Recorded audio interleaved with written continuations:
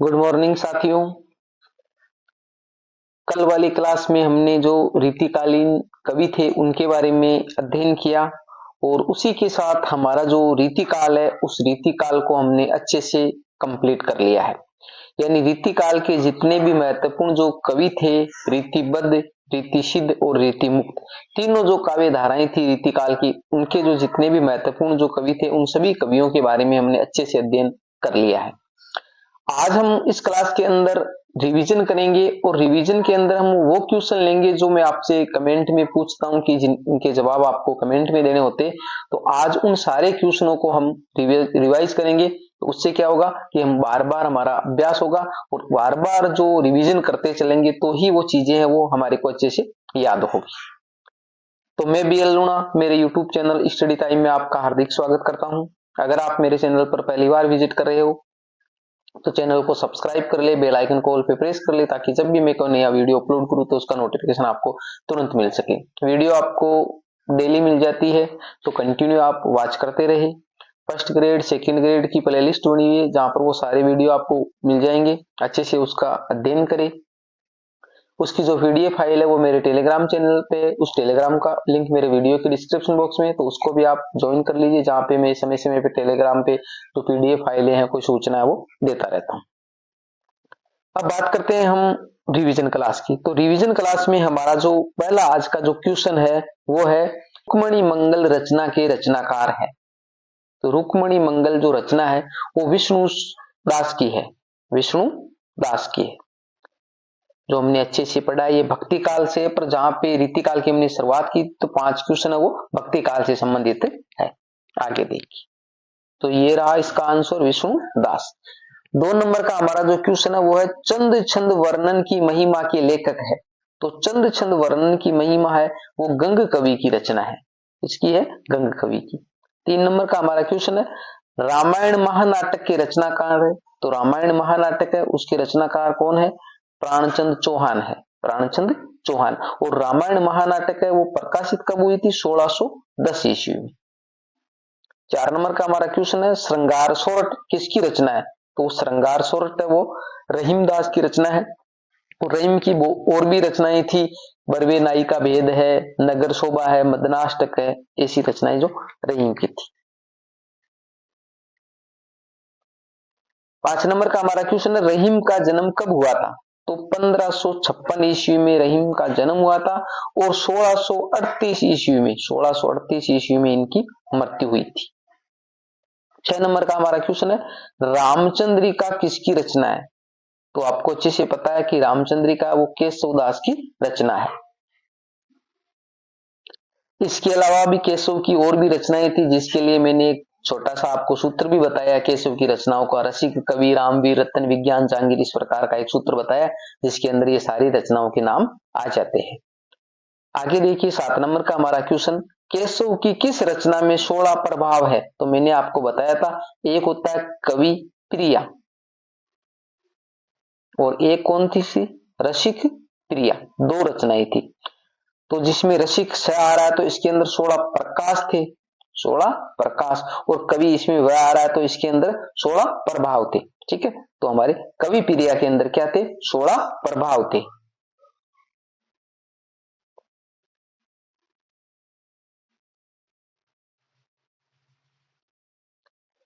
आगे हमारा 8 नंबर का क्वेश्चन है केशवदास का जन्म कब हुआ था? तो केशवदास का जन्म आपको पता है 1555 ईस्वी में हुआ था और मृत्यु की बात करें तो 1617 ईस्वी में केशव की मृत्यु हुई थी।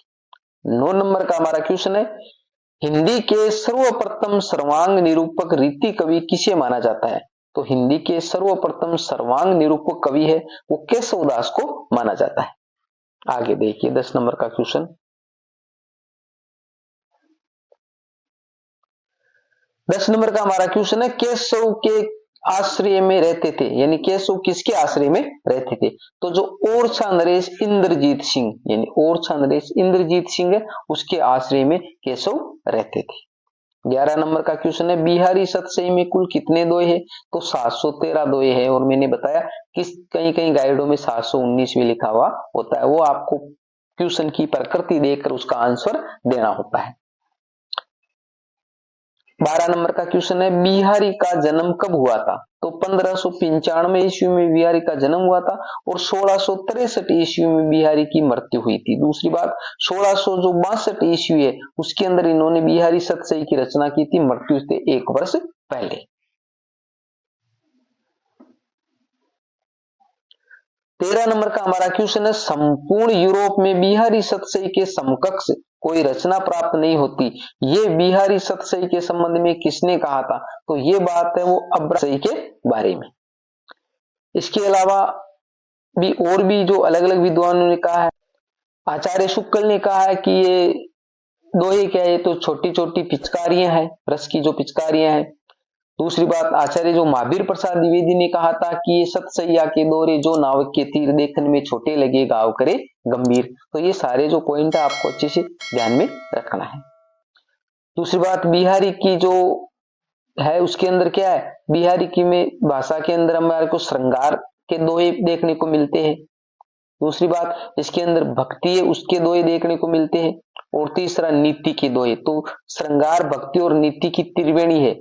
और पद्माकर जो हमने आगे पढ़ा था, पद्माकर, उसके दोहे में क्या था, उसमें श्रृंगार और भक्ति तो थी और नीति की जगह क्या था, वीरता था, वीरता। 14 नंबर का क्वेश्चन देखिए, बिहारी रत्नाकर के रचनाकार है? तो जगन्नाथ दास रत्नाकर है वो बिहारी रत्नाकर के रचनाकार है।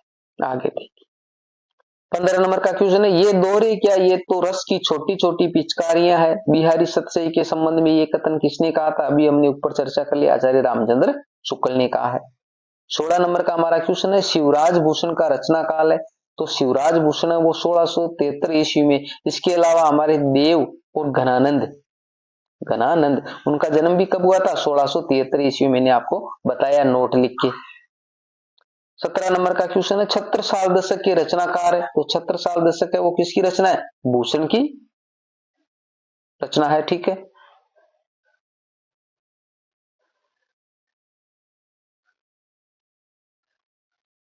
अठारह नंबर का हमारा क्वेश्चन है, रीतिकाल का राष्ट्र कवि किसे कहा जाता है? तो मैंने अच्छे से बताया रीतिकाल का राष्ट्र कवि कौन है? भूषण है। और रीतिकाल का प्रकृति प्रेमी जो कवि है वो कौन था? सेनापति। इसको अलग अलग आपको अच्छे से ध्यान में रखना है। 19 नंबर का हमारा क्वेश्चन है, 3 बेर खाती थी वे 3 बेर खाती है, पंक्ति किस रचनाकार की है? तो ये भूषण की है। दूसरी बात, ये बेर जो शब्द आ रहा है यहाँ पर तो 2 बार आ रहा है, दोनों अलग अलग अर्थ हो रहा है, तो यहाँ पर यमक अलंकार है, यमक अलंकार है, ये भी आपको ध्यान में रखना है। अलंकारों को मैंने अच्छे से समझा रखा, अच्छे से पढ़ाया है। फर्स्ट ग्रेड की जो प्लेलिस्ट है वहां पर आपको अलंकार अच्छे से देखने को मिल जाएंगे, अच्छे से उसको वॉच कीजिए। 20 नंबर का हमारा क्वेश्चन है, भूषण की पालकी को कंधा किसने लगाया था? तो छत्रसाल ने लगाया था। भूषण की पालकी को कंधा किसने लगाया था? छत्रसाल ने।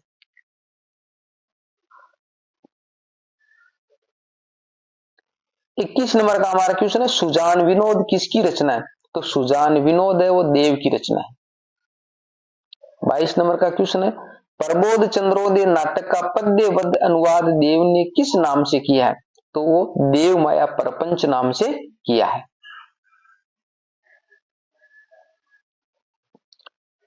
23 नंबर का हमारा क्वेश्चन है, छल नामक नया संचारी भाव किसने दिया था?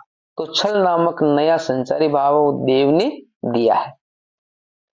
24 नंबर का हमारा क्वेश्चन है, डॉक्टर नगेंद्र ने देव की कुल कितनी रचनाएं मानी है? तो डॉक्टर नगेंद्र ने देव की कुल 72 रचनाएं मानी है और वर्तमान में हमारे को कितनी मिलती है? 15 ही रचनाएं वो देखने को मिलती है। तो मानी कितनी है? 72 मानी है और वर्तमान में हमारे सामने कितनी है? 15 ही रचना उपलब्ध है। 25 नंबर का क्वेश्चन है, देव कवि का जन्म कब हुआ था? तो देव कवि का जन्म है वो मैंने ऊपर आपको बता दिया, देव, घनानंद और शिवराज भूषण उसका रचना काल सभी एक ही है, 1673 ईस्वी। मृत्यु की बात करें तो 1767 ईस्वी में देव कवि की मृत्यु हुई थी।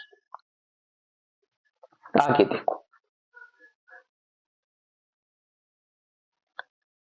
26 नंबर का हमारा क्वेश्चन है, घनानंद का जन्म कब हुआ था? तो ऊपर वाली बात है 1673 ईस्वी में।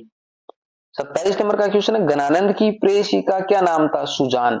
यानी घनानंद की प्रेयसी का नाम सुजान है और जो बोधा है उसकी प्रेयसी का क्या नाम है? शुभान। शुभान या शुभहान?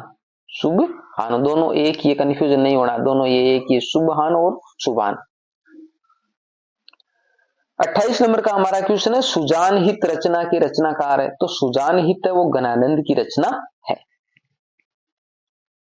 29 नंबर का क्वेश्चन है, विरह तो घनानंद की पूंजी ठहरा। घनानंद के बारे में ये उक्ति किसने कही थी?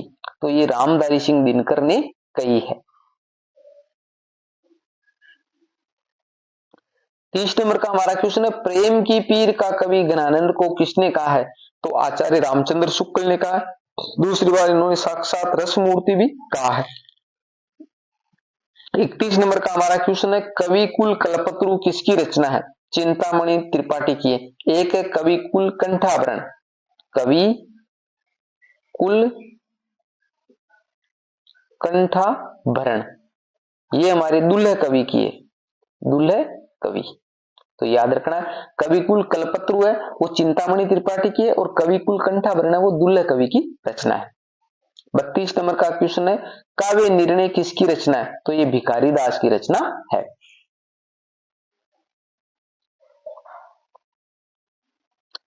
33 नंबर का हमारा क्वेश्चन है, अंग दर्पण किसकी रचना है? तो अंग दर्पण है वो रसलीन की रचना है। 34 नंबर का क्वेश्चन है, गंगा लहरी किसकी रचना है? तो पद्माकर की रचना गंगा लहरी। और मैंने आपको बताया अभी पद्माकर के बारे में, इसके जो काव्य में श्रृंगार है, भक्ति है और वीरता है, और हमारे जो बिहारी है उसके अंदर श्रृंगार है, भक्ति है और नीति है।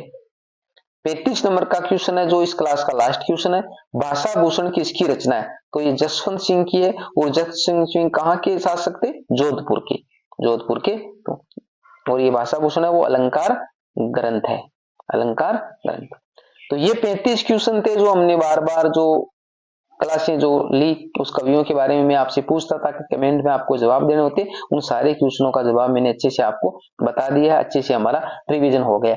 अब हमारा जो तीन जो काल थे, आदिकाल, भक्ति काल और रीति काल, तीन कालों को हमने अच्छे से अध्ययन कर लिया। तीन कालों के जो कवि थे उन कवियों के बारे में हमने अच्छे से देखा है। अब आगे हमारा है आधुनिक काल, उस आधुनिक काल को हम कल से शुरुआत करेंगे। उम्मीद करता हूँ ये क्लास आपको अच्छी लगी होगी, तो जाते जाते उसको लाइक करिए, अपने दोस्तों के साथ में शेयर कीजिए। किसी भी प्रकार का डाउट कंफ्यूजन होता है तो आप मेरे को कमेंट कर सकते हो, किसी भी प्रकार का आपका कोई क्वेश्चन होता है तो भी आप मेरे को कमेंट कर सकते हो। मिलते हैं अगली वीडियो में, तब तक के लिए जय भीम, जय भारत।